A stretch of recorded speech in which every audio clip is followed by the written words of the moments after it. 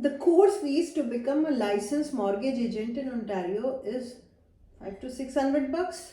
Another 2000 you will easily cover the FISRA, Financial Services Regulatory Authority charges, and your insurance liability and your membership with mortgage brokerage. Lo and behold, you are a mortgage agent, but your nightmare might just have started.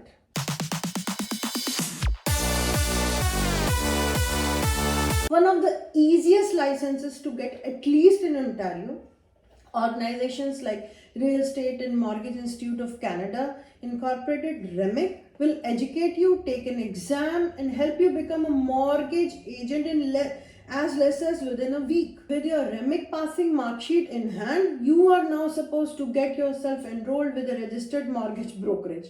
There are brokerage who, God knows how, get your contact details as soon as you pass out of REMIC. They start emailing and cold calling you.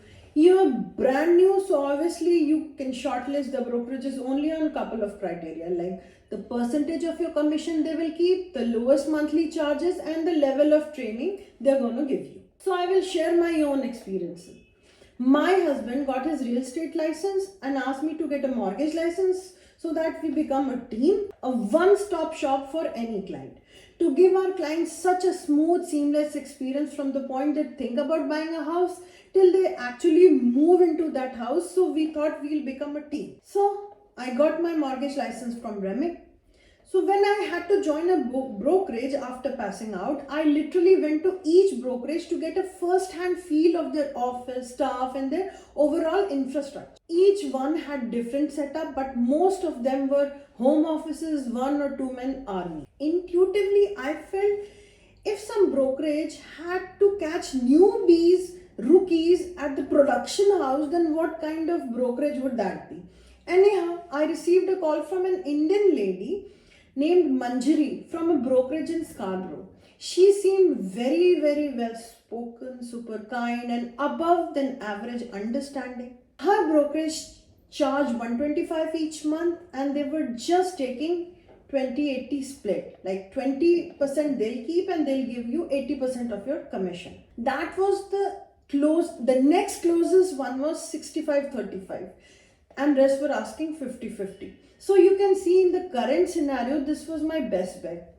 Icing on the cake was that the whole brokerage was Pakistani, so I assumed that the common cultural background would make my training and learning smoother. As I told in my last video, my husband was into digital marketing, so generating leads was the easiest part, but not to forget that obviously the expense it would incur.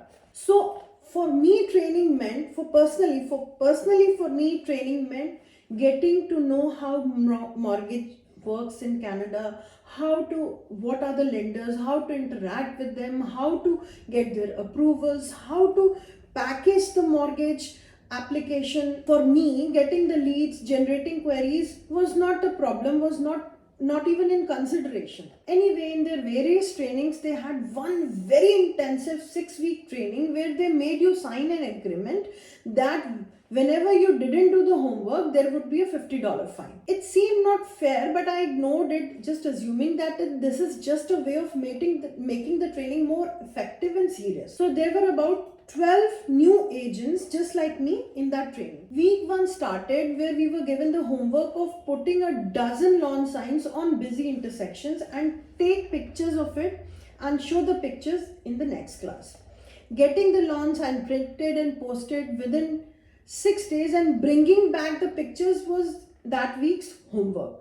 To get the lawn signs designed, printed before the weekend made us pay extra to their designated printer, because we had no idea from where to get them printed. So obviously they provided us with a number, and most of us, like 99% of us, went to the same one. I'm sure they must be having a cut in that. Personally, in my Lake Drive neighborhood, the only lawn signs we saw were of election. Putting lawn signs was such an embarrassing task, as I personally feel that they are an eyesore. I felt not very nice while putting up the lawn signs on intersections while the traffic was staring at me. Secondly, I had no need to get inquiries through that medium, as we had already started generating queries without being able to service them. So on the next class, I was the only one who had 12 pictures, and rest 11 people maybe had a couple or 5 or 6 pictures, and they were all charged with $50. It genuinely hit below the belt. So next week's homework was creating a loan application in Filogics, a mortgage origination software. They just showed us one example in the class. What you learn in mortgage certification course is drastically different from what you will actually do in your real mortgage life. All 12 of us had just passed the course a month back, and honestly, it was all very complicated. All 12 of us did the mortgage application wrong. And guess what? All of us were charged $50 each in fine. Following week, the homework was to host an open house with the realtor both on a Sunday and Saturday and take pictures and videos of the same. Only half of us could manage to do that. Among us, there was a 65-year-old gentleman from India who worked 12 hours as a security guard on Saturday and Sunday, and he could not afford a leave. He was also charged $50 in fine, and we were bound by that bullshit agreement that we cannot leave the training in between. This wasn't the mortgage agent training, but some kind of like a military regime training, or maybe a money extraction program going on. This was the training menace going on, and now I will give you an example of what happened with actual leads.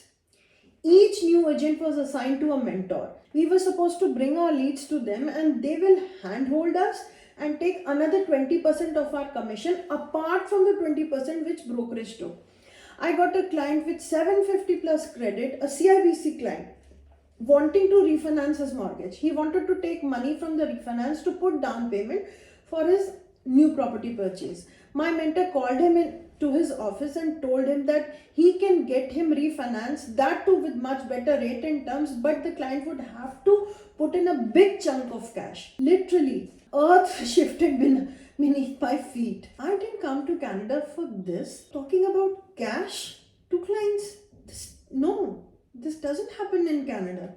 I bought more than 24 qualified leads to my mentor, but each and every case he twisted the straightforward cases and ultimately started asking money from the clients. When the very next month I put in my formal letter for leaving the brokerage, here comes the biggest twist, that I can't leave the brokerage for whole year, like for 12 months, and if I leave, I will have to pay the entire year's monthly charges upfront, that is 125 plus taxes into 12, almost $1,700. Now the same lady Manjari was singing a totally different tune and wasn't even available for a personal meeting. After burning my fingers in the name of working with my same ethnicity brokerage, I decided to work with a reputed but mid-sized name, and I joined a mid-sized brokerage with a 50-50 split and 150 per month charges.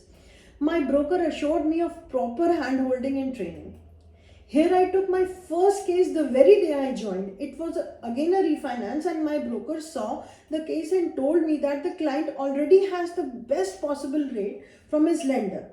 So I should get a specific form signed from the client, which when we will present to his lender stating that now we are his mortgage agent, this will make his current lender realize that if the lender doesn't improve the rate, we will take him to some other place. And even if the same lender refinances with a better rate, we'll still get our commission, and that was exactly what happened. My client got a super nice deal, but obviously client won't call me and tell me this because it is assumed that since I am handling his refinance application, I would know all the status. I was constantly asking my broker about the status of the deal, and after 6 weeks, he tells me that he got the wrong form signed from the client. And now the client is not ready to sign any form because he has his refinance done and he doesn't need us anymore. And he's good for next 2 years now. I was so frustrated that all the hard work again down the drain because my broker wasn't even competent enough to give me the right form for signing. Without wasting any more time, again changed my brokerage to an award-winning one. Here the issue was that my boss or the one next to my boss won't even pick the calls even and won't even revert for 24 hours because they were so busy. Being a rookie, most of the time I had no idea of the answers my clients were asking. Sales were always my forte, so I could easily get clients on board, but not being able to answer them to my satisfaction was extremely frustrating. Personally, my clients from my previous business where we were running the hotel, I still have excellent contacts with them, and still after leaving the business for years on Facebook, on Insta, even as on date, giving my client this kind of customer experience was just killing me. Also, in my experience, many times people would just give false information about their credit history, their down payments, their current debts. They want to buy $1 million house with 5% down payment with a job that is not even 6 months old. Or they have a good job but overexposure on their line of credit or credit card debts. There are many variables involved. I was processing a client's mortgage and they just went and bought a new truck, a $75,000 truck with zero down.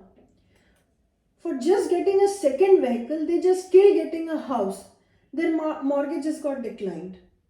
After 2 years of practicing as a mortgage agent and spending thousands of dollars, and last but not the least, my two most precious things, my time and my energy, when I was eligible to take my broker exam and maybe become a mortgage broker, I decided that it's just not worth it. There are about 30 people who took the mortgage course with me, and only one of us remains in the industry as of now, partly because she used to work at the front office of a mortgage brokerage. According to an industry report by National Mortgage Professional, link of the report is given in the description below. Mortgage industry is witnessing an exodus. The refinancing boom through 2000 to 2021 brought excited newcomers into the business.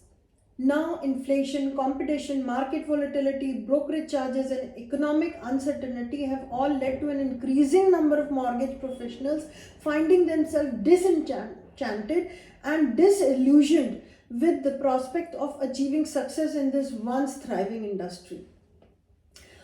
Another factor is that a lot of immigrants are coming from different culture, whereas this business is done in a very different way in this part of the world. Also, traditionally, people like to divulge their financial life only on extremely trusted and long known sources. Word of mouth and returning customers are your biggest market, which is so difficult for rookies or newbies like me. People need the best possible advice on their biggest debt. You aren't going to get that from an agent closing 5 mortgages or a year, or even worse, from someone who barely has any experience, a rookie. I have seen a lot of people succeed in this field, but trust me, 8 or 9 out of the 10 just join the exodus eventually. So, this was my first hand experience from being a mortgage agent. I was in this industry for 2 years, but it wasn't the time, money, and energy I had to put in was just not worth it. So think twice, thrice, maybe 10 times, 100 times before joining this industry, because getting license for mortgage is very easy, but that's literally deception of what is going to come next. If you have any experience of this industry, or you would like to add on to my experience or share your own experience, please feel free to put in the comment section below, so we can. Don't forget to like, share and subscribe. So see you in the next one.